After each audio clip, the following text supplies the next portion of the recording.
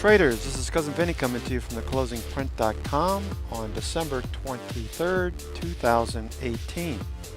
In this edition of your weekend video newsletter, we'll discuss the indices, all of which closed dramatically lower last week. We have the bond stock ratio, short-term bearish, long-term is still bullish but flattening. We have junk and high-yield corporate debt both bearish, and the Dow composite is also showing some extreme bearish action. The S&P 1500 is on a sell signal. We had some pretty big moves last week, so we'll be watching for some short-term strength perhaps. Although sentiment, along with the NYSE and the NASDAQ both closing bearish on the week. We have breadth at extremes in an area where we should see a bounce, but I am anticipating we could see some follow-through next week with margin calls and forced selling, in addition to tax loss selling at the end of the year. The S&P Equal Weight Index is also extremely oversold. NYHL is bearish at extremes, and the high-low percent is also oversold. The New York Stock Exchange Advanced Decline is red at extremes as well. The put-call ratio is bullish. It did hit 1.86. That's almost a double above the area where we start to look for a reversal. With VIX at 21.14, that's actually below the February peak where we had the lows in the indices in February. VIX VXV closed at 1.19. It's stuck near the highs, and the bullish percent is at 23.22. That's actually below the oversold conditions back in February. US dollar continues to fade. We also saw the yen with a bullish breakout, and the British pound US dollar pair is trending lower. Yields were all lower, bonds were higher. They broke out as traders and investors were seeking safety. We also saw that in a bullish gold trend, which continues on the weekly time frame. It did fade on Friday, so keep that in mind. Copper is lower, and West Texas crude is in a bear market, down 41.31% from yearly highs. We have the heat maps, both for the U.S. sectors and indices, all red, with materials doing the best, and the international markets also showing weakness. NDF fared the best as well. We'll look at some IBD 50 perhaps and some relative strength names after the market opens on Monday, so there's no watch list per se this week. That might change by Sunday night, so just check your inbox. And finally, we have Bulkowski with 4 or 5 green with a CPI signal red since the beginning of December at 2.60%. Bearish with 38 bearish patterns, 1 bullish pattern, and 58 patterns waiting for breakout this week, though I wouldn't hold my breath.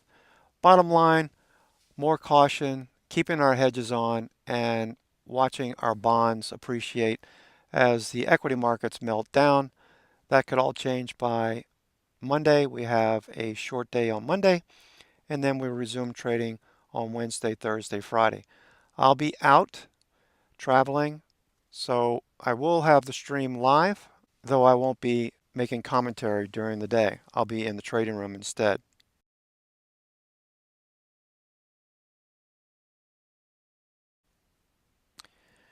Equities are extremely oversold. We have the SPY weekly here. Keep in mind that SPY is nearing the 200 period moving average. It's already down more than 18% from the 293.94 all-time highs. In addition, the weekly S&P 500, the big caps, look like they're headed for the 200 period moving average on this weekly time frame. That would be a 20% pullback before finding support. There's a little bit of support over here, but I think we're headed for the 200 period. I hope I'm wrong, but that's what it looks like right now. The bond stock ratio between the UST, the 10-year, and the S&P 500 is still short-term extreme bearish. These extremes are what we're looking for. A reversal in the short term would be something for the bulls to look forward to before the end of the year. Hopefully that happens. For now, I won't hold my breath. And by the way, the S&P 500 is down more than 9.6% for the year to date. Here's the NASDAQ 100. You can see we're very bearish here as well. Big cap tech taking it on the chin last week. RSI is nearing oversold. We could see an oversold bounce in the short term, with MACD continuing to show lower prices in store. Next levels would be down here near the 6,000 level, where we broke out in August and September of 2017, giving back all of this price action for 2018. The one thing we can look forward to is that RSI is near oversold and should see a bounce in the short term. The Russell 2000 IWM is also near this consolidation zone that we saw back in 2017, where we broke out and started to rise up towards 172. We are oversold on this particular index, so look for a bounce potentially. We could come down and test the 618, which would bring us back down to this pivot where we broke higher and then consolidated in late 2016, early 2017. So that's one thing to look forward to. We did have distribution, obviously, all of the past 8 weeks. We're looking for an oversold bounce in the short term in small caps.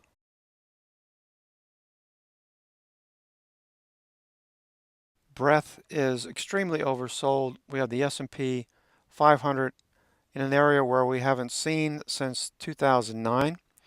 It's anybody's guess if we're going to hold up towards the end of the year, with tax loss selling and margin calls being forced on investors and hedge funds alike. Hedge fund redemptions most likely going to kick in. So there could be some more downside. However, the S&P 500 in the upper panel, advanced decline percent, is extremely oversold. Mid caps, small caps, and NASDAQ all alike are extremely oversold and should see a short-term bounce.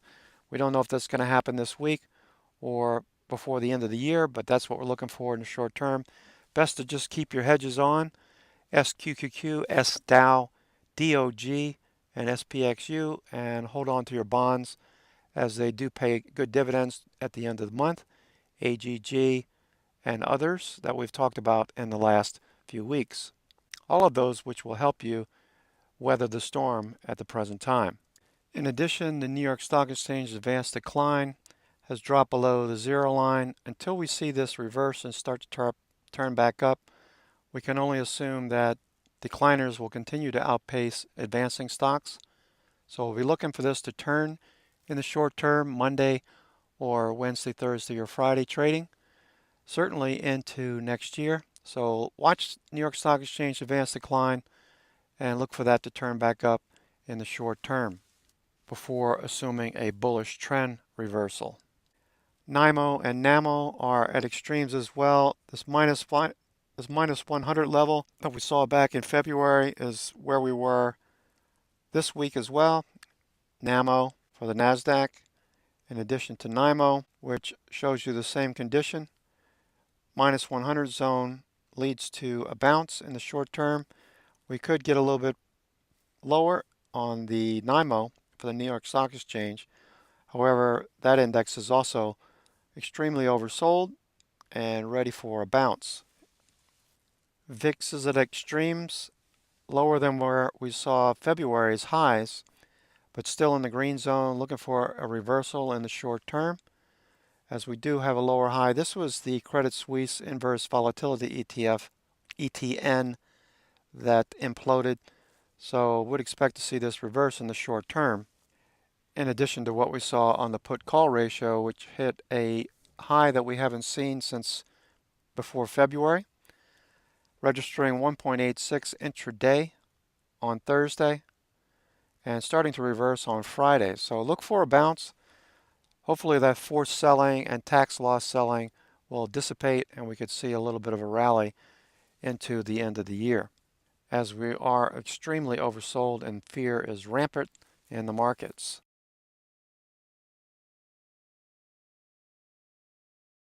The yield curve is still above the zero line, has yet to invert. It did improve a little bit on Friday, believe it or not. So we do have a lot of cross currents in the macro picture, with the dollar fading, yields dropping, high yield corporate and junk bond debt being sold off. All of these things painting contradiction, making it even harder to discern which direction we're headed.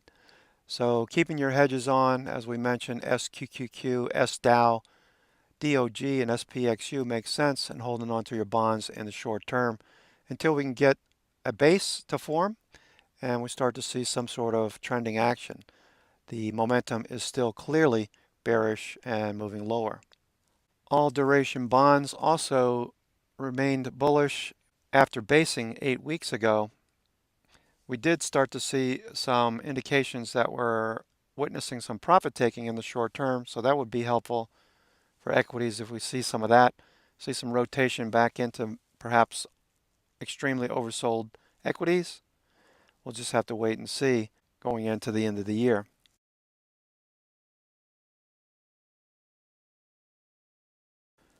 All of the sectors are extremely oversold. Nowhere to hide at the present time except for those inverse ETFs and bonds at the present time.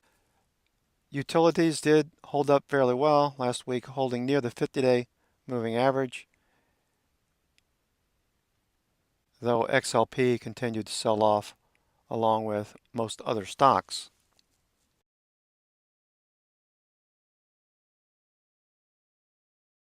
Here is the IBD 50.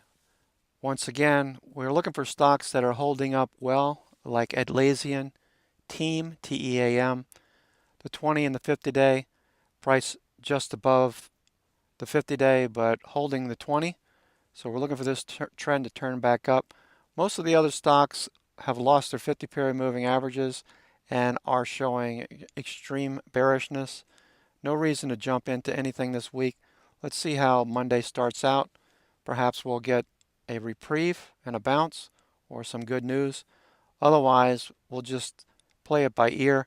The watch list most likely won't have much to talk about this week as well, as all of these stocks have dropped below the 50 and the 20-period moving averages and certainly look very bearish. Xilinx is holding up very well. Do keep an eye on the chips and semiconductors because those did hold up pretty good last week. Okay, traders, that's going to do it for me. This is Cousin Vinny coming to you from theclosingprint.com. Most likely there'll be a watch list, but it'll be pretty small. And I would tread with a bit of caution and wait for the markets to tell us what to do over the next few days. There's no hurry to trade. Enjoy the holidays, perhaps, without having the stress of keeping an eye on any open positions. Bottom line, keep the hedges on until the markets start to reverse. SQQQ, SDOW, DOG, SPXU, and your bond positions will help cushion the blow. Take care, have a great holiday, and we'll talk to you soon.